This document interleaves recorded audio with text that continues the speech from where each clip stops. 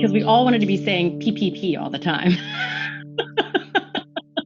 Just as we were getting used to saying PPE, now we have to say PPP.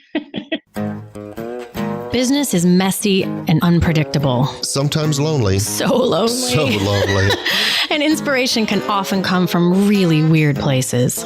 We pick up where the bullet point blogs and the highlight reels leave off. We start with the stories. So here's my story. Over the past couple weeks, I've been getting a lot of calls from clients asking about applying for and details of federal and state programs, federal and state rumored programs that eventually became the payroll protection plan, whereby small businesses can apply for 2.5 months worth of critical expenses, payroll, rent, et cetera, et cetera. Because we all wanted to be saying PPP all the time. Exactly. Exactly. Just as we were getting used to saying PPE, now we have to say PPP.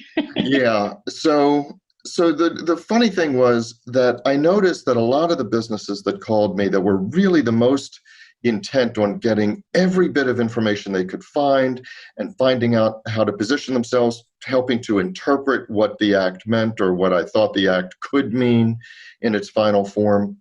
A lot of these businesses were the ones where, if you look at it objectively, were the least likely to need it in order to survive. In other words, they had cash reserves, they had planned, et cetera. A number of the businesses that I reached out to just to check on, see how they were doing, et cetera, when the conversation turned to that, they were kind of ambivalent. Yeah, we'll see how it goes. And these were the ones that I really thought would be the ones that had to be all over it, because my guess was their survival was at stake. Even though I don't read their financial statements or anything, I'm not their accountant, but that was my guess. And it kind of came to a head when I was emailing back and forth with a friend of mine who is just a very experienced, wonderful banker in Baltimore. And I was just asking him what was going on. And I told him I figured he's probably swamped under with all of these applications. And he echoed that same thing. He said, yes, but the two things that have really stuck with me were the people who apply for it who I don't really believe need it, and the people who need it who don't apply for it. And what I was thinking about was that it makes complete sense, because the characteristics that led somebody to put aside money for a rainy day, to accumulate cash reserves, that actually had them prepare for these unforeseen circumstances, are exactly the same characteristics that would lead somebody to apply for it just in case. Just in case. Well, you know what it reminds me of a little bit is, I don't know if you've ever heard that thing. Someone did a study, I guess it's a study or an experiment or whatever, where they mailed out increasingly smaller like a smaller amount of checks to like 10 billionaires or something. Like, I don't know, whatever. I guess maybe it was like Bill Gates, or what happens if Bill Gates just gets a check from Jody Hume for $10 or whatever. And they were curious about like what they were testing for is how low of a rate would they actually consider worth cashing? Or is there an amount of check that you get where you're like, that's not even worth the trip to the bank? Now, obviously there's 10,000 other variables in there. It's not like Bill Gates gets the check at his, and opens it himself. And so and drives to the bank. Right. Here's a check for Jody. Like, so there's many flaws in this thing, but whatever, like what was noticed was like the richest people cashed checks, or their systems did, whatever, down to, I think it was like 9 cents or something. Like there was basically no amount that, and why that stuck with me so much is at the time I was like a just out of school student. And I remember thinking, oh, that's interesting, because I could imagine as a poor, like barely making it by, just out of college person, I could see me being like, oh, 9 cents, whatever. Like, that's not even worth the trip to the bank. And I'm like, oh, right. Maybe those things are related. Right. Maybe those things are related. Maybe they are. So here's a curiosity. Let's break it down for a minute. the companies that were, because there's another factor in there. Actually, it's not unlike the one I brought up about the Bill Gates thing. Some of my clients who were on those programs the day they came out, which actually turned out to be a bummer with the one, because it came out this one day, you downloaded the app, you filled it out, and then there's like, oh, here's a new pieces of Never it. mind. They had to redo it all. But those companies, I mean, some of them, I mean, they're bigger and they have more of a cash cushion at the moment, but they also have a lot bigger spends. So, it's hard to say whether they need it. I'm making air quotes there. But they also have infrastructures in place to, they have a team that can like get on that, versus if you're a small little roofing company and it's basically you and a couple of subcontractors, you're putting out fires with every second you have right now. And do you have time to go fill out and understand a thing? You're like, well, that'd be great, but I just can't get there. So my curiosity is, as you talk to some of these people that weren't, the other category you said maybe should be going after it and weren't, did it seem like it was in the bucket of, we just don't think we're going to need it? Or was it, we just can't get to it? Or like, what was the barrier, do you think? Yeah, you have to look at this. It's a good question, but you have to look at through the filter of what they choose to say to me. Fair. Yep. So I'm not sure if I say, I think this is really important for you, if they would necessarily say, yeah, we don't really think it is. But most of them would, just interpreting from their tone, they didn't say, we don't have time, we are just a one-arm paper hanger, we just don't have time to do anything. What I heard was, well, yeah, I can really see that. And we've looked at it, but, I think we'll probably make it through. Maryland, for example, has deemed these construction companies, and in your example, the roofers, essential business. We've still got work. So, I think we'll be okay. Whereas the conversations that I have with the people that have cash reserves and all that say, we're hoping not to furlough people. We've got to stay ahead of this. We don't know. And some of the concerns were, is it morally right for me to apply for this? Yep. Because I have cash reserves. And so we started taking apart the language of the act. And I said, look, the certification you're making is not that you need this money to ensure your survival. It's that you need this money to support your operations. Mm-hmm. And you do, because you don't know what's coming. And frankly, you just pay back the loan if you want to pay back the loan down the road. And, even if it's forgivable, you have that option. But it was really an emphasis on the long-term planning. Oh, I think we're okay, versus I'd rather have it and not need it than need it and not have it. There's so many dynamics at play here. I mean, one, I have seen other studies that talk about the distance in time that people can think. So like CEO type people, and this has nothing to do with title per se, but there is a CEO mindset kind of person who really can think out like a year, versus there are some people who really just think kind of in a daily cycle or a weekly cycle, mm-hmm. or a monthly cycle. And your ability, not that people can't imagine 10 years from now, but some people can imagine a very articulated, concrete, thought out place to be in 10 years and all the steps along the way. And for some people, 10 years is like this amorphous, almost Charlie Brown's parents, wah, wah, wah, wah, wah, kind of just fuzzy, like, I don't know. And so that plays a lot into it, I think. If you are, and I think you see a stratification of industries where some industries are more made up of people who have come into business from a scrappy, resourceful, bootstrappy, make do with what we have kind of mindset. And that is not always doesn't always come from family upbringing where you ever had the ability to think ahead, or that's a thing you either saw modeled in your family or you did not. And if you did not, it's a whole new thing to figure out how to plan ahead of what do I need right in this moment to like get through to the next moment.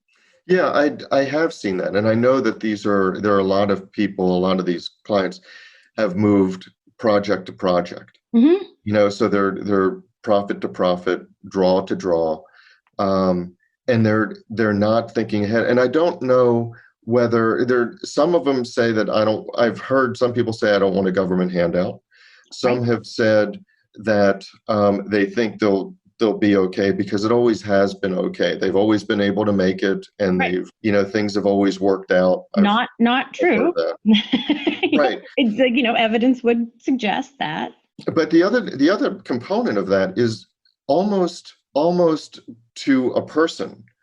The clients that have talked to me, the owners that have talked to me about applying for it, even though they may not need it, have all talked about their employees, have all said that, look, basically the sentiment is, I'll be fine. Even if I didn't take a paycheck for a while, I'll be fine. Right.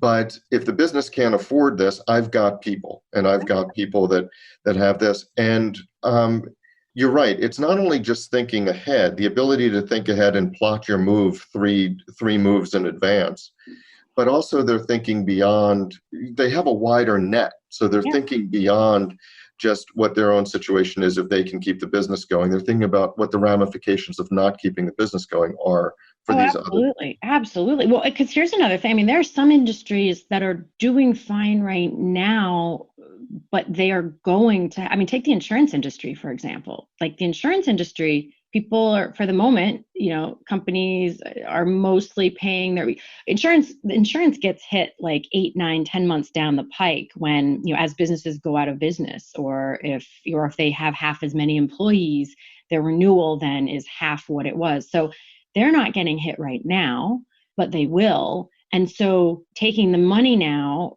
can be, because I do want to come back to this moral issue, because I think it's a really interesting piece of it. Because my husband and I had a similar conversation for both of our businesses. In the insurance industry, if I owned one, I could see thinking like, oh, well, we don't need this right this second to keep things going and to keep paying our people. But if we get the money now, that may help us through later. Yes. And we don't know if that'll be available then. So, but it does come back to this moral piece. I know I had, in thinking through what, if anything, I applied for, it feels exactly like, you're standing in the grocery store and there is toilet paper there, or paper towels, and, or wipes, or whatever it is that's like in shortage at the moment. And you do have that thought of like, gosh, well, I have enough at the moment. And so should I really take any? Because that's, but what if I can't get it the next time? It's that funny. Correct. Most of us are not accustomed to that kind of like buying paper towels feeling like a moral decision.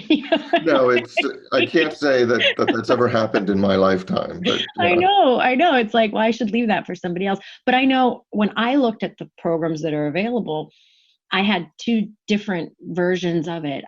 Ones that I felt like there was a finite pot of money, and it was probably going to be a first come, first serve basis. Those I personally kind of dismissed, because I'm like, because I would be going for it more as a preventative measure since I don't know what's coming down the pike. Versus I talked to so many businesses who are already on the edge. And so to me, it felt a little bit like, ooh, I'm not going to, I feel like I should let that go to somebody else kind of thing. I'm not saying that's the right way to do it. This is just sort of where I had it. Versus if it's something that is seemingly, I don't know, I can't even think of what the example would be, but something that just more feels like if it was taking a tax credit like that, I'd be all over taking the tax credit, because it doesn't feel like I'm taking it from someone else. So it was one of very many kind of the morality and the smarts of these decisions gets all kind of blurred together. See, I didn't, this is going to shock you considering my profession. I didn't consider the morality at all. Oh, come on. No, I really didn't. So when I looked at you or for others? For me. Okay. So when I looked at the programs, I considered what would be the most advantageous for my business. I don't need it. Right now I don't. We have a line of credit with a 0 balance. We have some cash reserves. Mm-hmm. I'm not saying I can go on forever, but we have some cash reserves. And my clients, because I do a lot of construction, the vast majority of my clients in Maryland are still considered essential businesses. They're operating, and so we're down. Our revenues are down, but it's not like a lot of people are, where they're really scared. But I looked and I asked somebody in my office. I charged her with the responsibility of becoming our program czar and going to every webinar, going to reading every article, being on top of this, because the moment something advantageous to us from a financial point of view becomes available, we're going to apply. And the reason I didn't consider the morality of it is because my view is solely that it's not a large company, but I have people to protect. I have people. That's the difference. Like who are relying on this income. And if I all of a sudden said that I can't pay them, I don't know that they'll join breadlines, but they're gonna have a problem. Absolutely. And I don't have employees. So it shifts the conversation. If I had employees, I think I would immediately feel very mama bear about it and be absolutely, because my obligation is, look, I want to protect my family as well, but I think we'll be fine.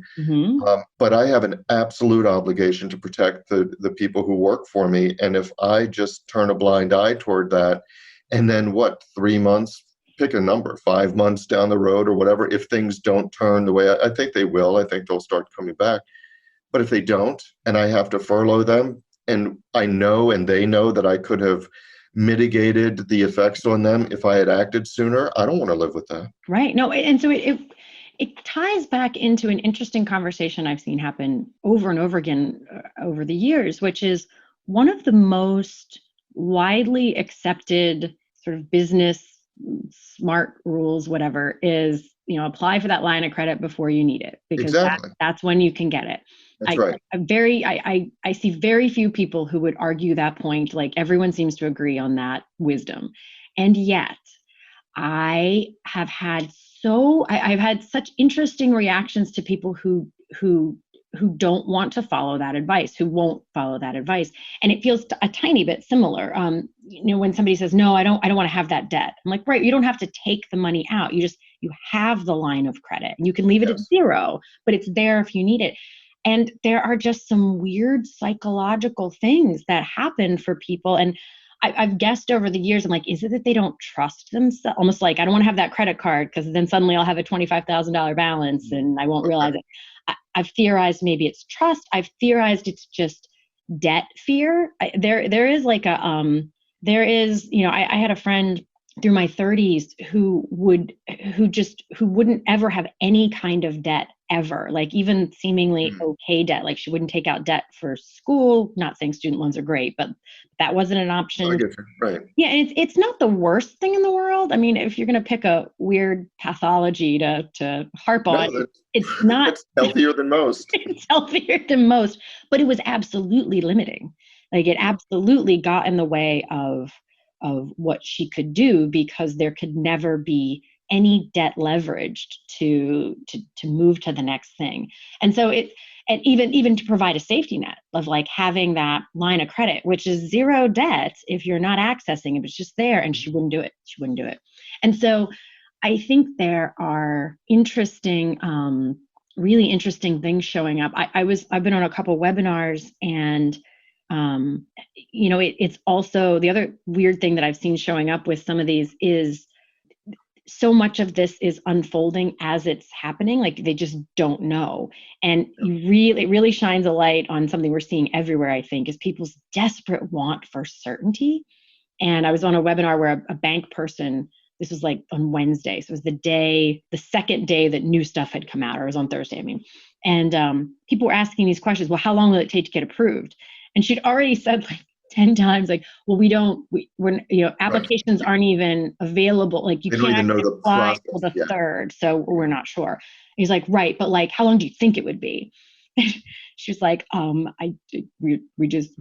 don't know. The SBA has, I thought this was interesting. The SBA, was put in charge of all these, has as many employees nationwide as this tiny regional bank that was doing the thing. Like, SBA is not a massive institution. They're not really set up for this. And it's a bunch of unknowns, and it was written by people who aren't bankers. And so there's a bunch of questions, and people just kept asking these questions that are just going to have to be figured out as we go. But they just wanted there to be certainty. Like, well, does this count? No, she's like, I don't know. I think that's an important point. The amount of comfort you have with the uncertainty, I think, really factors in. I'll give you an example that's a non-business thing. So I was talking to David, who is home now, but we've been monitoring University of Colorado, which has been making noise about having online classes, not having in-person classes next fall semester.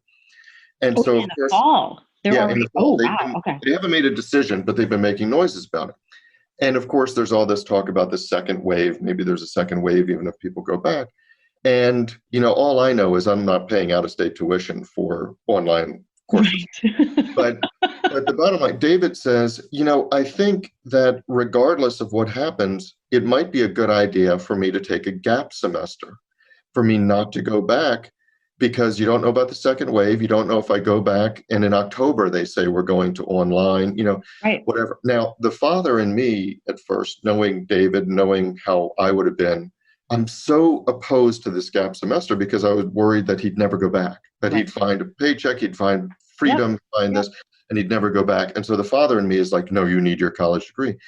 But I have to start, and a lot of people have to start thinking about the uncertainty. And I had to come back and say, you know what, I think you're probably right. Yeah. But this has a lot of ripple effects to make you question all of those other things. I'll never be in debt. I'll never take a line of credit. Well, these are unprecedented times. Yeah. So maybe you have to go back. And the people I find to be successful are those who are gaining a certain amount of comfort with the uncertainty. Absolutely. It's funny. I was going to go back through years ago. I posted, and so I think this is kind of funny. Years ago, I posted this meme that I haven't been able to find, and I haven't looked that hard, but it showed up today in my Facebook memories, which is so perfect because it's this lovely picture of I'd have to look. So I hope this is right. I think it's like a Buddhist monk, maybe some sort of monkish person.